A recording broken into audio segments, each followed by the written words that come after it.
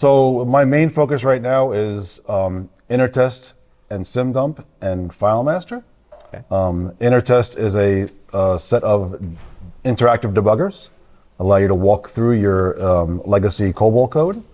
SimDump is a fault analyzer. It allows you to post-mortem look at your abends and get reports about what actually happened at the time of the failure. And Sorry, don't crawl. didn't see him. Didn't see him.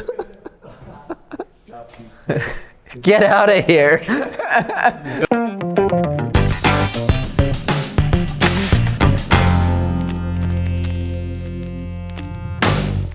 Hello and welcome to another episode. I'm Zach Mullen and I have a special guest today. I'm joined by Scott Davidson. Welcome, Scott. Thank you. Scott, can you tell us a little bit about yourself? Sure. As you said, I'm Scott Davidson. I've been an architect here at CA and now Broadcom for just over 30 years.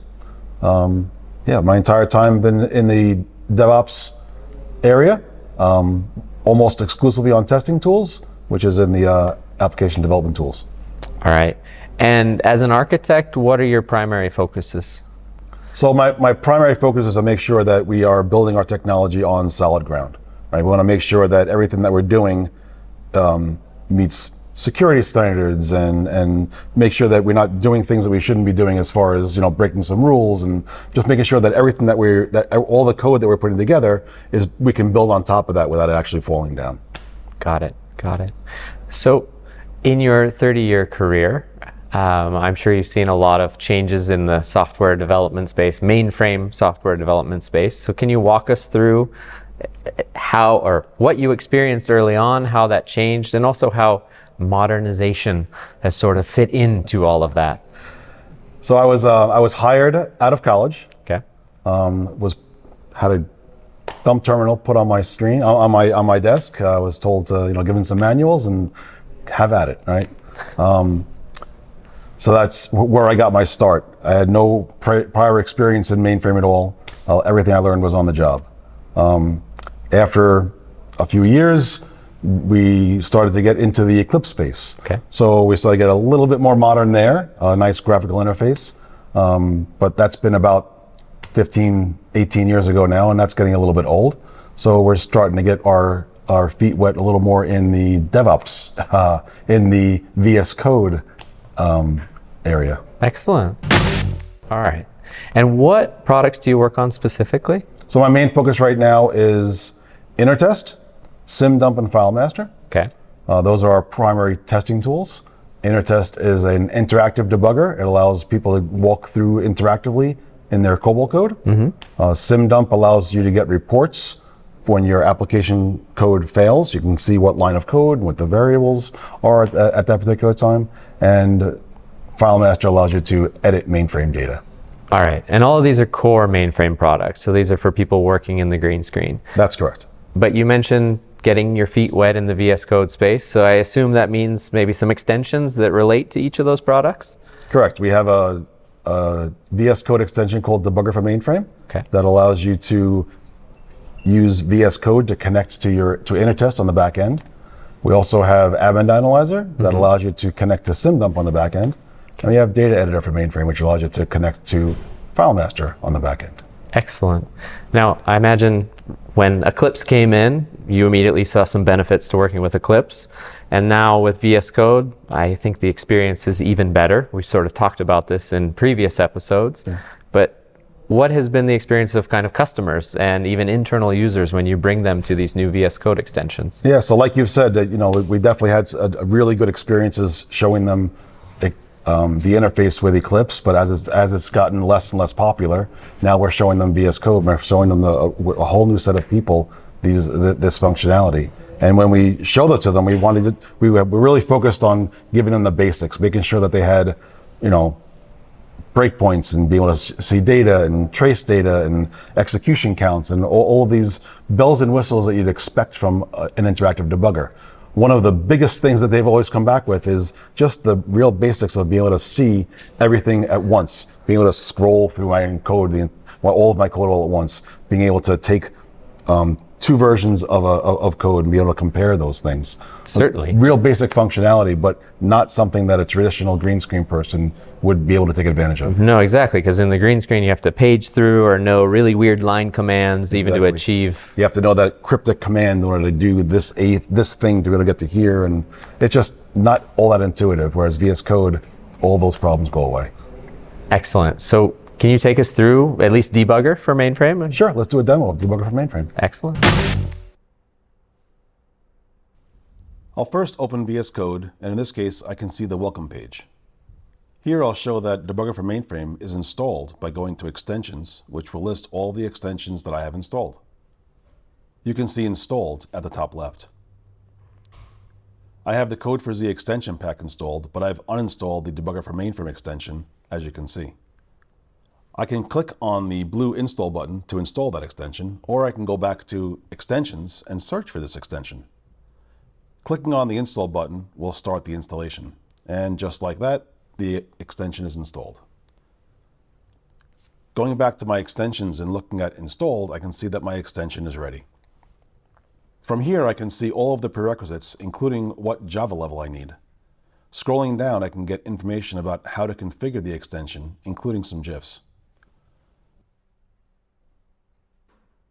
If I go to Run and Debug on the left, this is where Debugger for Mainframe lives.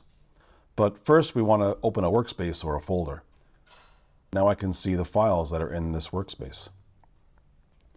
If I click on the gear icon, I can see the existing settings for Debugger for Mainframe. On the screen, we see two debugging configurations, but there can be many. You can have debugging configurations that are shared among team members. In this case, VS Code is synchronized with GitHub, and there are several ways that configurations can be shared among the team.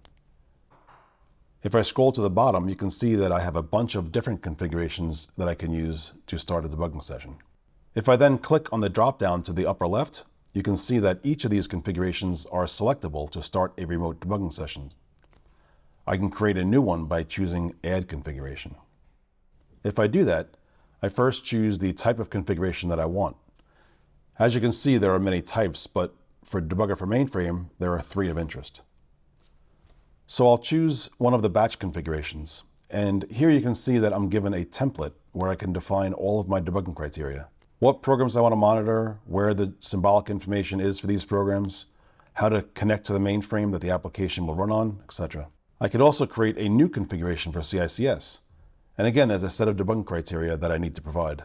Once you are done configuring your debugging criteria, you would want to save the launch.json file. In this case, I have all the debugging criteria that I need, so I won't save this info. So here I want to start a debugging session for batch. If I hit F1, I can bring up the command palette. I'll start typing fetch, and I'm prompted with fetch extended sources. Once I do that, I'll need to choose a connection to the mainframe to fetch the source from. I'll enter my password on that system, and then my extended source will start to be fetched. You can see the status of that on the bottom right-hand corner. Now I have my extended source in my workspace. In this case, it's a COBOL program. However, if you notice, this is plain text. If I go back to my extensions, I can see that I have COBOL language support installed, but I've purposely disabled it. Enabling it shows the extension taking effect. I now have the full power of COBOL language support for this program. Coloring, syntax checking, so if I make some editing mistake, I would see it underlined in red, breadcrumbs, outline, and many other things that I believe Lukash will cover in a future episode. Okay, back to debugging. So if I scroll down to the procedure division, we can set some breakpoints. If I click on the space to the right of the line numbers, I can set an unconditional breakpoint on that line. If you look to the left, you can see that the breakpoint appears in the breakpoints view. I could also right-click that area and edit or delete a breakpoint or create a conditional breakpoint. I can even set up a hit count or simply define a log point where I can record the fact that I've executed this code and continue executing. Okay, now I'm ready to start an actual debugging session. From the run icon on the top, again, there's a drop-down where I can select the debugging criteria that I want. I click Run or hit F5 and my debugging session starts. On the bottom right, you can see that I've submitted the JCL that was specified in the settings. Once the job starts running, execution will stop at the beginning of the first program that I want to debug. The highlighted line is the one that I'm currently looking at. Looking at the navigation bar, I can step in, step out, step over, continue, etc. Hitting continue, it stops at the first breakpoint. If you notice in the bottom left, the statement trace shows me the lines that have been executed in this debugging session so far. Clicking on a specific entry will position me to that point in the extended source. I can also use the navigation of next and previous to walk back through the execution. Above that, I can see the variables view of all the variables that I have defined to my COBOL program. I can also get information about variables by right-clicking on a variable in the extended source and choosing Add to Watch. Adding to the watch view allows me to always see that specific variable. I can hover over the variable to see how it is defined in order to navigate to that variable in the variables view. I can select and edit the variable. Or another option is to right-click the variable and choose Set Value, and I can set it from there. There are also some debugger commands that I can use to control the debugging session. I can turn execution counts on or off. In this case, I'll turn it on. To the right of each line, I can see how many times it has been executed. If I'm not interested, I can also turn it off from the debugging console. If I know that I want to always have it on or off, I can set it right from my launch.json settings. Now I'll just continue the execution of my program, and it runs to completion. Hey Scott, thank you for having you. Yeah, thanks for having me. And thank you guys for watching this episode. If you like it, follow us. Sorry. Hello? Bruno? Yeah, hey. What's that? No. Oh yeah? He says he wants to be on the next episode. Awesome. Bruno? Yeah, you're in. All right, great. Bonjour. He wants to be on the next episode. That's cool. That's great. That's cool. Yeah. Okay. All right. Looking forward. Great. So guys, once again, thank you for watching this episode. And if you like it, follow us and see you next time.